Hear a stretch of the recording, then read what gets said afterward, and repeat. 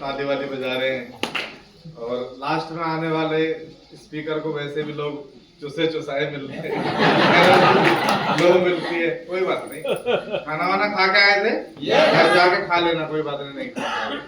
एक दिन का फास्ट भी हो जाएगा तो कोई ऐसा प्रॉब्लम नहीं है। मेरा नाम परवीन नागर है, मैं ग्रेटर नोएडा का रहने वाला हूँ। आरसीएम से पहले फौज में था, इंडियन आर्मी। फौज की नौकरी करते करते आरसीएम मिला।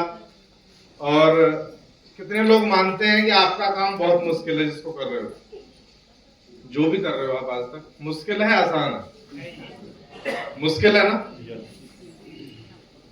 कोई प्राइवेट जॉब में है, कोई सरकारी जॉब में है, कोई खेती करता है। सर्दियों में तो खेतों में जाना मुश्किल है। Yes sir. लेडीज डिपार्टमेंट इधर बैठा हुआ है, सुबह जल्दी जग के खाना बनाना भी मुश्किल है। यस और नो? यस। आरसीएम किस किस को मुश्किल लगता है? आप नहीं बता रहे, कोई बात नहीं, पर मुझे पता है। कई लोगों की शिकायत ये रहती है कि बहुत मुश्किल काम है, हम तो नहीं कर पाएंगे जी, बाकी कोई हो गया होगा कामयाब। क्यों? उसके 8 हाथ पैर थे क्या? फौज की नौकरी मुश्किल है, घर में खाना बनाना मुश्किल है, खेत में खेती करना मुश्किल है। जब ये सारे काम मुश्किल है और उसके बाद भी हम कर रहे हैं तो आरसीएम करना चाहिए या नहीं करना चाहिए? यस। मैंने 10 साल फौज में नौकरी की। मेरे दादाजी ने 32 साल नौकरी की, मेरे ताऊजी ने 32 साल नौकरी की। आसान था क्या? उनकी जो अगली पीढ़ी है वो जीरो पे है। एक उदाहरण देना चाहता हूं। मेरे दादाजी ऑनरेडी कैप्टन से पेंशन आए, उनकी अभी पेंशन है 68,000 रुपए, 68,000 रुपीज। दादी पिछले साल जा चुकी है। मेरे पापा किसान थे, पर वो पेंशन मेरे पापा को ट्रांसफर नहीं होगी। ये मतलब मैं स्टैंप पर लिख के दे सकता हूँ, आपको पता होगा इस बात का। yes. जब आरसीएम मेरी लाइफ में आया, जिस दिन समझ आया कि इसको करना चाहिए, सर ने एक बात बोली, क्यों? ये पड़ोसी का नहीं होगा, आप ही का होगा। क्यों? किसको लेकर आना है? अपना अपलाइन आपको बताएंगे आपको इसको कैसे करना है, पर आपका ही क्यों होना चाहिए ना। जिस दिन मेरे समझ आया कि क्यों करना है, तो मैं सच बता रहा हूं आपको, उस समय लगभग 45,000 रुपए सैलरी थी। मेरे से गवर्नमेंट जब हुई नहीं, मेरा दम घुटता था। उसका कारण ये नहीं है कि मेरे से हो नहीं रहा था, बस मेरे को एक ऐसा प्लेटफॉर्म मिल गया था जो उससे बेटर था। ये लाइट जो जल रही है ना, अभी तो हम इधर बैठे हैं, बाहर लाइट नहीं जल रही है, पर अभी शाम होने वाली है, स्ट्रीट लाइट जलेंगी। वो बंद भी होंगी। वो बंद कब होंगी? जब सूर्य देव की लाइट निकल आएगी। यस और नो? यस। जब दिन निकल आता है तो लाइट बंद कर दी जाती है। लाइट इमरजेंसी वाला मामला है। आपकी जॉब, आपका काम वो इमरजेंसी है। अगर आपको परमानेंट लाइट मिल जाए तो आप लाइट क्यों जलाएंगे भाई? यस और नो? एग्जैक्ट टाइम बता रहा हूं, बिल्कुल 10 साल 2 महीने गवर्नमेंट जॉब रिजाइन। और जब आरसीएम करना शुरू किया तो लोगों ने बोला यार गवर्नमेंट जॉब छोड़ दी, बड़ा पागल आदमी है। मेरे परिवार में मुझसे पहले 18 फौजी थे, 19वां मैं था, मेरे बाद कोई गया नहीं, और मैं बीच में आ गया तो फिर और नहीं गए। समझ रहे हैं आप बात? yes. और मुझे एक बात समझ आ गई थी, अगर 18 ने कोई तीर नहीं मारे तो मैं कहां से मार लूंगा? यस और नो? आरसीएम समझ आया, करने लगे, धीरे धीरे करके रॉयल्टी आई। जब रॉयल्टी आई तो कुछ लोगों को लगा अच्छा ठीक है, कुछ आने तो लग गया इसको, चलो ठीक है, इसके बच्चे अब नौकरी छोड़ा है तो सैलरी तो बंद हो ही गई होगी ना, पेंशन मुझे आती नहीं। समझ रहे हैं? रॉयल्टी आई तो लोगों ने इस तरह की दया मेरे ऊपर की कि चलो बेचारा ठीक है यार, कुछ तो इसके बालकों का गुजारा हो जाएगा। यस और नो? फिर टेक्निकल आया, फिर एमराल्ड आया। जब टेक्निकल आया तो लोगों ने बोला हाँ तू बराबरी में पहुंच गया जितना मिल रहा था। दया में, मतलब एक काइंडनेस थी उनके अंदर मेरे प्रति। अभी मैं स्टार एमराल्ड के लेवल पे हूं। मुझे जो आता है वो मेरी बटालियन के सीओ को आता है, इतना कर्नल को। मैं कंपेयर नहीं कर रहा मेरे भाई, लोगों ने कंपेयर करना शुरू किया था। अच्छा इतना तो पहुंच ही गया, चलो कोई बात नहीं। बनना चाहते हैं आप भी? Yes. और this is only part of journey, not a destination. ये अंतिम पड़ाव नहीं है, डायमंड जाना है। कितनी इनकम होती है? अगर आपके परिवार में 1 लाख रुपए किसी को आ जाए तो क्या है सबकी नजरों में, बताओ जरा। और जिस काम से, जिस लेवल पे जाने के बाद रोजाना की इनकम 1 लाख हो जाए, वो कैसी होगी? कौन कौन जाना चाहता है उसमें? पक्का बना लेना। क्यों? ये कुछ लोगों का हाथ पता है कैसे उठता है, ऐसे जैसे चक्कू दिखा रहे हो।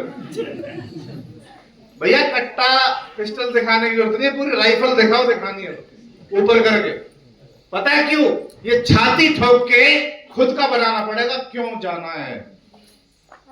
यस और नो? यस और नो?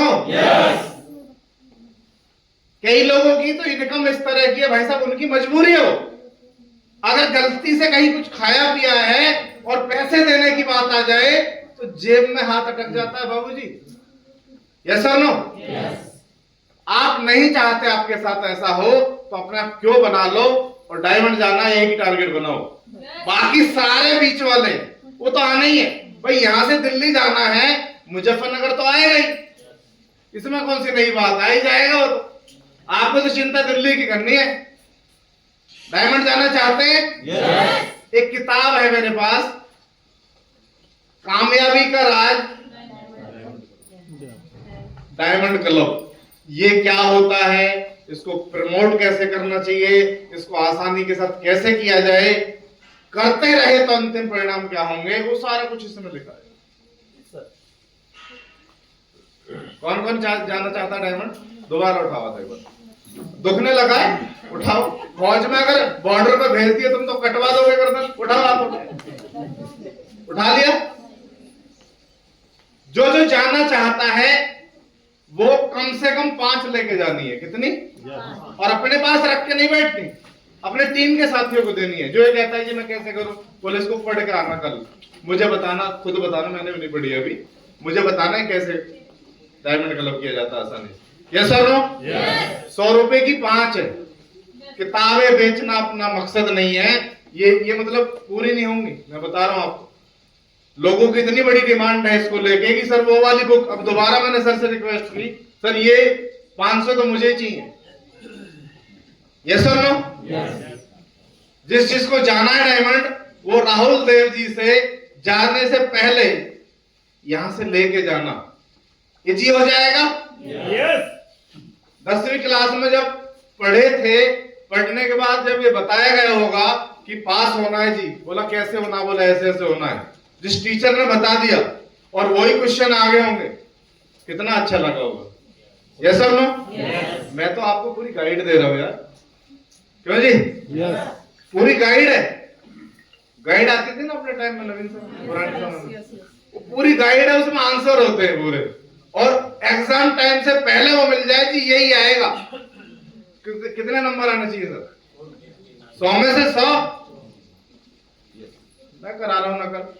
कौन कौन नकल से पास हुआ है?